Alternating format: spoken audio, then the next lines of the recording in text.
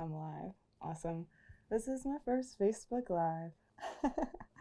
um, Hopefully, people get notified about it. Hopefully, I have an account after I make this video. But today, social media changes forever, and a lot of what's happened this year has made me a fierce advocate for our First Amendment rights. So, I want to talk about it, and also, you know, there's just so much going on that we need to be aware of, just down to being in control of our own thoughts. And a lot of this social media, the new guidelines, right? People are saying like they've always been tracking us. What's the big deal? But it's different. It's different because these new guidelines are using new facial recognition technologies. They are going to be recording you while you're scrolling and your surroundings. They're going to be able to pick up the devices around you, know who you're in contact with. They're going to be able to GPS track you. You know, we used to have that option not to do that in our phones. They have access to your SMS, so your text messages, your call logs, your contacts, basically everything and that you're doing. And so, this goes into these great AI filters, whatever, to distill our data. But, it's really to emotionally manipulate us through these propaganda techniques to keep us scrolling and scrolling and scrolling. And so it's like, what do we do? How do we protect our data? And a lot of people are getting just wiped devices and using their social media there. And that's an option. But again, even if there's not that access to those call logs, text messages, whatever, you still have that feature where it's like it knows that it's going to be next to your device every day. It knows who's running these accounts. And what's really scary is if you've ever been disabled, if you've ever had your account disabled for these violating community guidelines, you can be deleted without notice. And there are just thousands of people who have worked so hard on building these accounts, building their networks, putting out content, and it's really sad. But at the same time, these are private companies and they are in the full right to do this. And, Instagram has emailed us about it. They've sent us push notifications, and leaving this app on our phone, continuing to use this app, gives our full consent to these guidelines, right? And so it's like, how much are we going to submit? How much are we really going to let these tech overlords into our everyday basic lives? Like, how many hours a day, a week, whatever, do you think you spend scrolling on Instagram while you're being analyzed? I mean, this is what we're looking at. And so I really want to encourage everyone to find new ways to connect as well. Like, I feel a great sadness with just so much of the censorship I've seen this year, and even just trying to express basic opinions or even sharing facts. Like, I tried to just post a comment on my own Facebook post of an image of a Benford graph, and it was immediately flagged as sexually explicit content, and I had my account threatened if I had tried to share that piece of information again. So it's like, people are saying the censorship occurs on both sides, but I really have not seen any great liberal censorship. I've seen a lot of liberal ideas out there, and a lot of kind of manipulation. Like, if you don't align with this, you're not woke enough, you're cast out of the crew. And it's interesting how this big boom with Bernie Sanders and this idealism of socialism has come through since 2016, and how quickly that has morphed into communism, and how complicit and complacent and just okay with everything the masses seem to be. One day it's just wear a mask, the next day it's just give up all of your data and personal information and everything that you do and everything that you're around at all times. So it's like, we have to protect our freedoms. We have to fight for it every day and every decision. every dollar that we spend, every thought that we have, it's like, where is this coming from? Is this an original thought, or is this something that's spun out of all of these headlines and echo chambers that I'm like draining my soul out in? You know what I mean? So let's see if I can pull this up on here real quick. Yeah. Oh, cool. All right. So I encourage people to think outside these boxes, right? Like, it seems almost people don't question that box stores stay open, yet small businesses can. And people don't question, like, Google is a free source, people say, as opposed to ever explaining themselves. But is it? Like, how much do we give up when we go to Google? We're not using our critical minds, and everything that is before us is completely manipulated. And so, I've had a lot of liberal people get frustrated when it's like, do your own research. But like, going on Google is not research. Like, I will use Google to see what the manipulated thought pattern is supposed to be. I will go to Google to see, these are the headlines that are in line with the narrative we want you to think.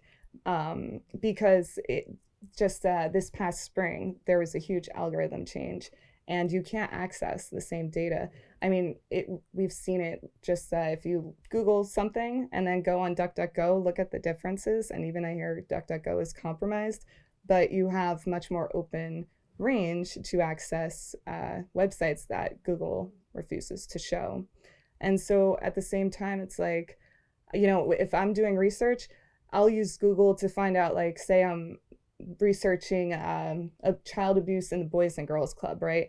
I'll use Google to see who their funders are. I'll use Google to see, like, what their campaigns are, but I'm not going to get my information there. I'll get my data. But, I strongly encourage you to seek outside sources of information than what is just on the surface. Like, use archives.org and the Wayback Machine and look at where these websites have been over time and who's been on the board, and use government sites like their criminal records, because a lot of these headlines are not going to tell you what you need to know.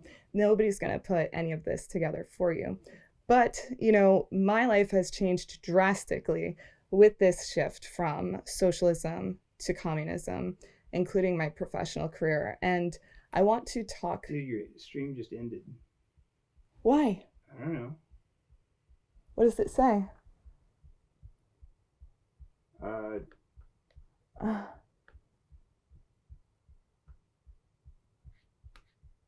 It just ended, and it took me back to the home screen.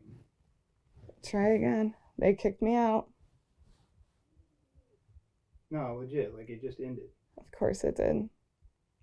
Not done yet. Is there a way to, like, I want to screen record, like, I want to, if this happens again, I want to be able to record it. Fuck it, keep going. Put it back on. I am. Hold on. Sorry. I'll turn it on right now. It happens. They do that. Yeah, but is it gonna let me? Trying.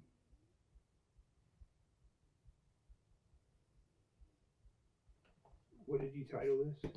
Just say take two.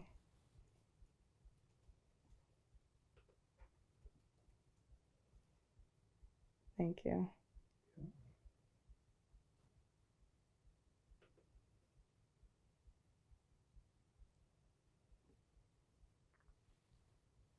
Someone texted me, the live stopped. You should be live now. I mean, is it working? It should be. Let me see. Oh, yep. Okay, cool. We're live again. Sorry, guys. It might keep happening. We'll see. Because I do want to talk about my personal experience in this wave. I don't know how much was caught from socialism to communism. And a lot of people who personally know me have I actually been like just personally offended and pretty abusive when I came out as a Trump supporter, and I did lose my job as a result of that. But I feel very much on the right track, and I do want to talk about it if Facebook will let me. Um, okay, so, I am an environmentalist at heart, and I have launched a podcast to talk about these things because I don't know how much longer I'll be on social media. So I'm launching a website tomorrow, laurenloiacono.com, Loiacono. And that is my mother's name. I am completely like having this environmental secession and new start. And I don't have any ill will against any of the people that I worked with. But it really, like, my job became a perpetuation of Marxism. And I really want to talk about it because now, with this whole social media overhaul, like, we're experiencing from our personal to our professional lives how much this overtaking energy is going to really compromise our own values. So, I'm an environmentalist because I grew up in Staten Island. I grew up in an environmental justice community. I grew up next to a landfill you can see in outer space. And I know that white people, don't grow up in communities like that. And it wasn't until my father had this horrific construction injury and You're broke. saying no audio. No audio? Yeah, I'm sitting here listening to it too. Oh.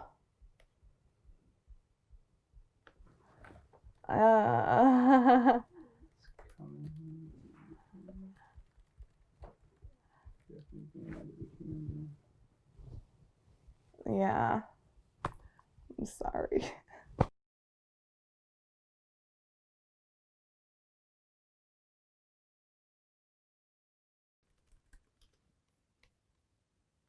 No audio. Crazy. All right, start live video.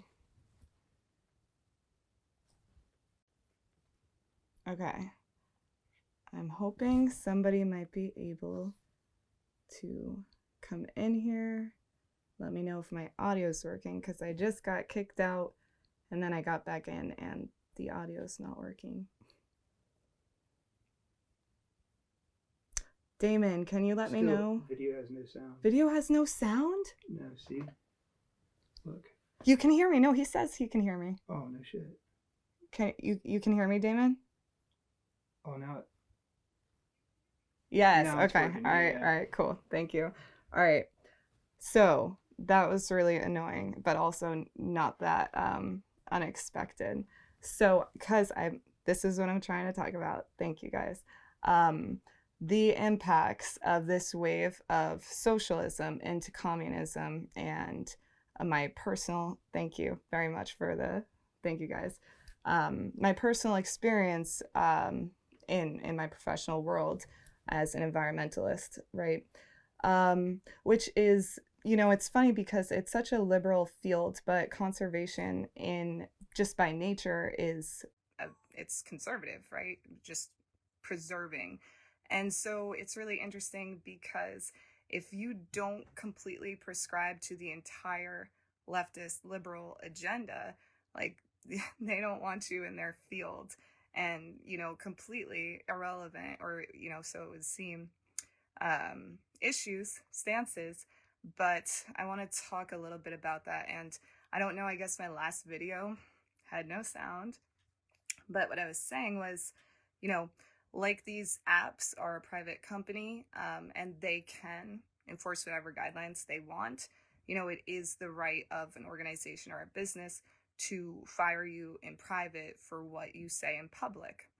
And, I wish no ill will to anybody that I worked with.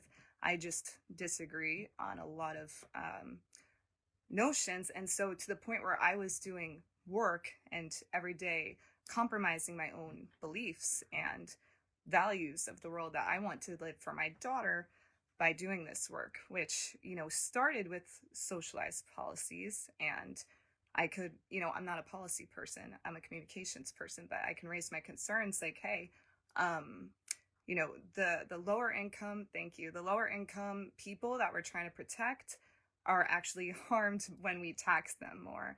And the funny thing is, like, I don't want to get into specifics because even about the sector I was in, it's probably obvious if you know who I am. But like these policies that just tax people, but it's good for the environment, does nothing to solve the root issues at the cause. And what I've largely found, well then no, so just to keep it, yeah. So then from socialized policies, it's like, okay, unfortunately, like I have to message about things that I don't agree with, but I do believe in our overall mission. So it starts like that, and then all of a sudden it's like 2020 happened, and people have really, really adamantly taken sides. And so that also permeated into nonprofit sectors and activists. And so it's like, if I, the concerns I raised were like, if we say Black Lives Matter, we're becoming a defund the police organization. Can we say we support the movement for about Black lives? And that is seen as like a horror, offensive thing, then like we have issues, because I don't want to raise a daughter in a world without police. I have family in the force, and people say it could say it's my white privilege or whatever, but I've only had police in my community now ever protect me. So like, why would I advocate defunding them? I go to my town meetings when I need to if I have concerns about where our funding is, and I know our town budget. That's how you become an activist, and that's how you become, whether it's an environmentalist or a social justice advocate, it's all going to be locally. And so I'm just really, from this secession, noting how ineffective, and I think more detrimental to the environment to begin with, these national environmental groups really are.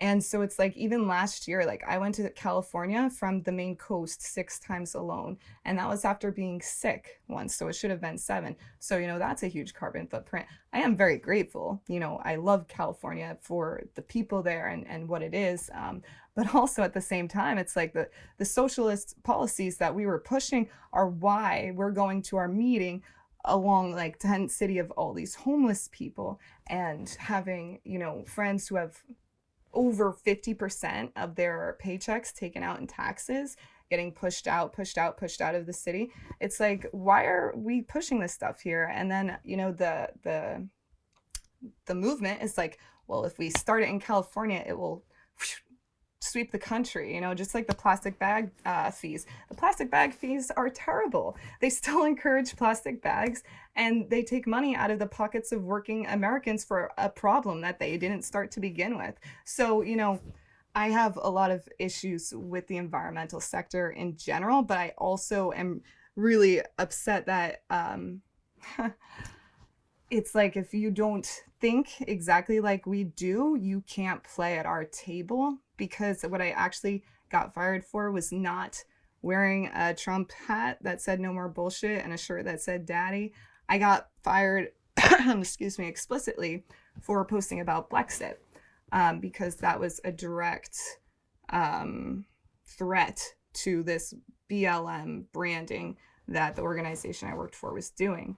And, I literally didn't post any personal opinions. I just reposted like beautiful pictures from this protest. Well, not even a protest. It was a Back the Blue celebration of, people of color supporting the police, defending the police. And so that, like, what kind of world are we living in when you can't post something peaceful celebrating our police force and hold a job? You know what I'm saying? And like, I knew what I was doing. I stoked that fire. I crossed that line. I walked way into it because I was pissed and I was done. And I was told to cease political posting, or delete everybody from the network from my Facebook.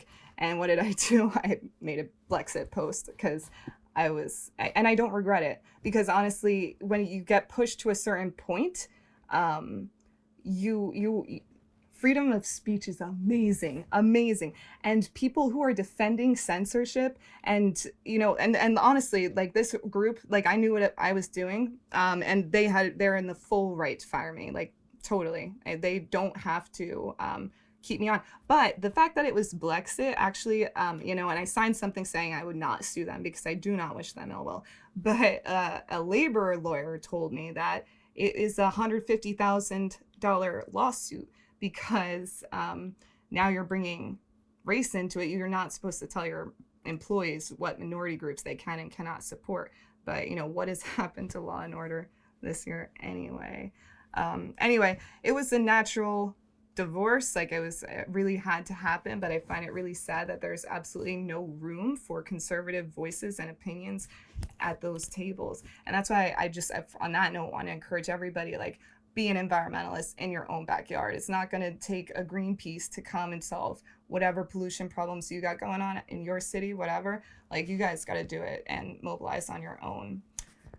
So that said, I have a lot going on, and the other part of that, and just like what I was speaking to earlier about doing your own research and forming your own thoughts and opinions, like, I was doing that. And with my job, I found out that I was really much closer than 6 degrees to Ghislaine Maxwell, who, it's amazing. We have all this, like, these death tickers in our faces with this virus and whatever. But Ghislaine Maxwell's case is completely not spoken about.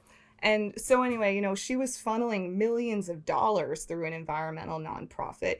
And if you use those government websites, use archives.org, use the Wayback Machine, you can go to Terramar, you can see who funded her nonprofit, and I could see those same people were paying my rent. You know what I'm saying? I'm like, this is way deeper than what I can support. So that's what I'm saying, like, sovereignty, knowing every dollar that you put out, where that's going, what that's supporting. It's also about every dollar that's coming in, because I swear I looked around the walls of my apartment and I was like, man, I'm taking paychecks from the Rockefellers. What am I really doing? And so I really think that we need to drain the environmental swamp. I am in full support of defunding the EPA that created these sacrifice zones to begin with.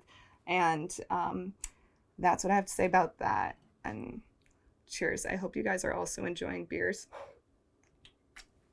because beer and loathing is better than fear and loathing.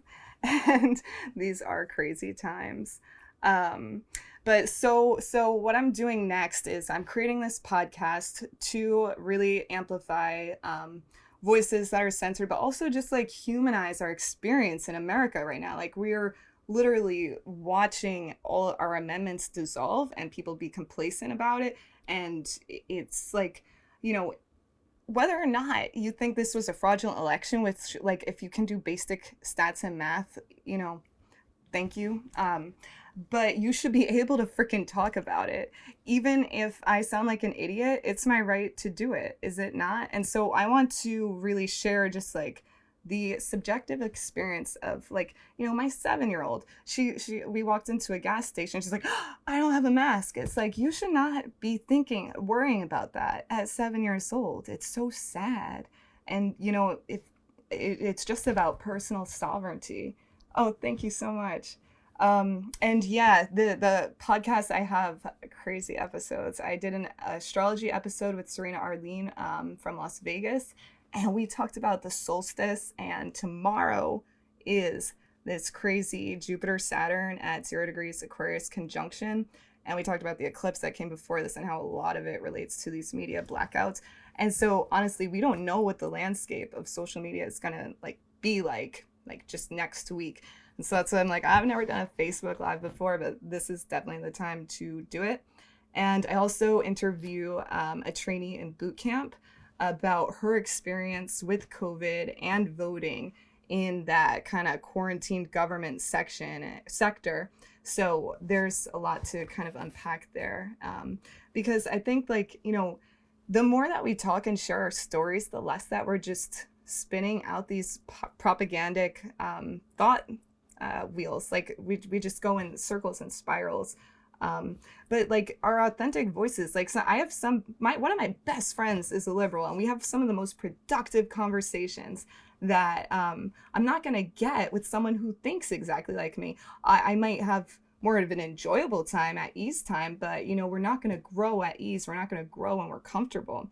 And that's why, this whole freaking environmental movement, I wish them well, but just succumbing and pushing all of these socialist policies and this Marxist messaging is going to isolate people who really do care. But I think it's all the more momentum and push to do things locally, because this is a time where it's like guns, gardens, God, that's what we need, and each other. You know, like I love living in Maine so much because we don't mess with each other. You know what I mean? Like you do your thing, I do mine, but we always have each other's backs. And you got to be pretty spry to live up here.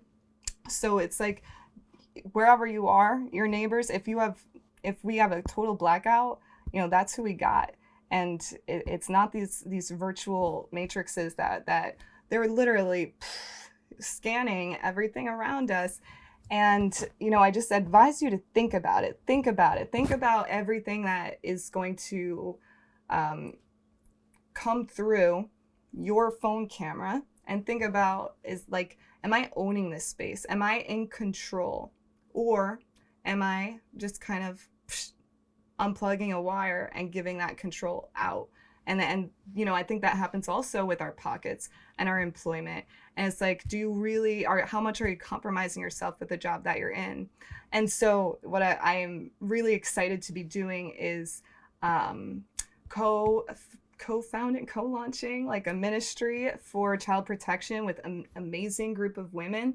And I'm not going to talk too much about it because we're building things that have not been done before, but I can tell you, like, the joy of joining we're trying to move off Zoom, but of joining a Zoom meeting that welcomes in prayer compared to a Zoom meeting where it's like, oh my gosh, we're gonna see who like bashes Trump the hardest.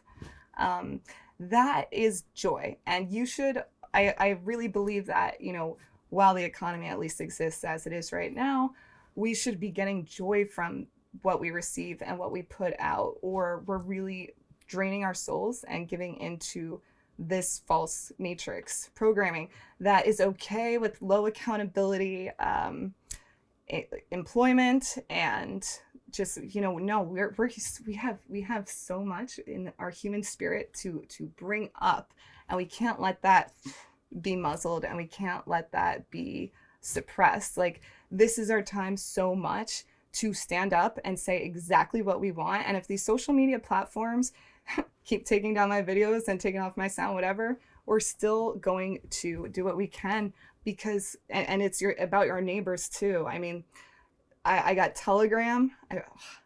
My name is, I gotta look at it. But anyway, we're gonna have to just figure out alternative ways, and humans are adaptable. We're always gonna find ways to stay in touch. We're always gonna find ways to thrive.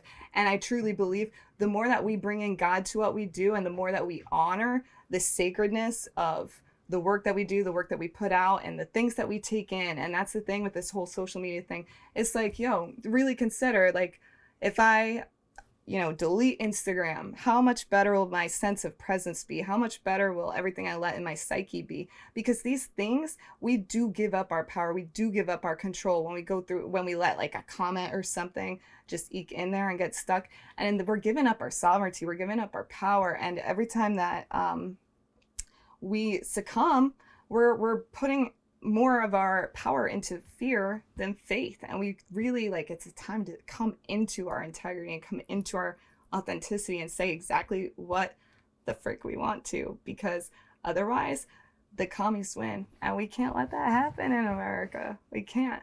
So it's like, I just want to ask everybody, like, you don't have to, you know, have your phone all the time, right? And with every moment, to preserve your sovereignty, to really fight for your freedom, it's like, am I present? Do I have full control over my mind?